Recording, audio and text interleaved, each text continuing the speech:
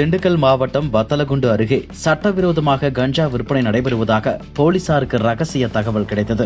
இதனைத் தொடர்ந்து வத்தலகுண்டு கோம்பைப்பட்டி சாலையில் போலீசார் வாகன சோதனையில் ஈடுபட்டுக் கொண்டிருந்தனர். அப்போது அந்த வழியே புதிய இருசக்கர வாகனத்தில் வந்த 2 இளைஞர்கள் போலீசாரை கண்டதும் அதிவேகமாக தப்பிச் சென்றனர்.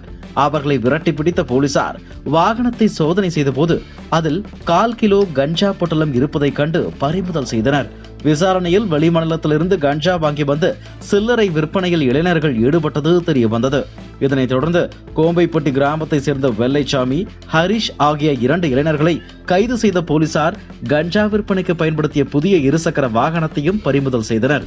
கேட்பதற்கு யாரும் இல்லாத புள்ளிங்கோ ஸ்டைலில் செயல்பட்டுக் கொண்டிருந்த இளைஞர்கள் இருவரும் கஞ்சா வழக்கில் போலீசாரால் கைது செய்யப்பட்டதும் காவல் நிலையத்தில் செய்த தவறுக்காக கதறி அழுதனர். பின்னர் இருவரும் நிலக்கோட்டை நீதிமன்றத்தில் ஆஜர்படுத்தப்பட்டு சிறையில் அடைக்கப்பட்டனர்.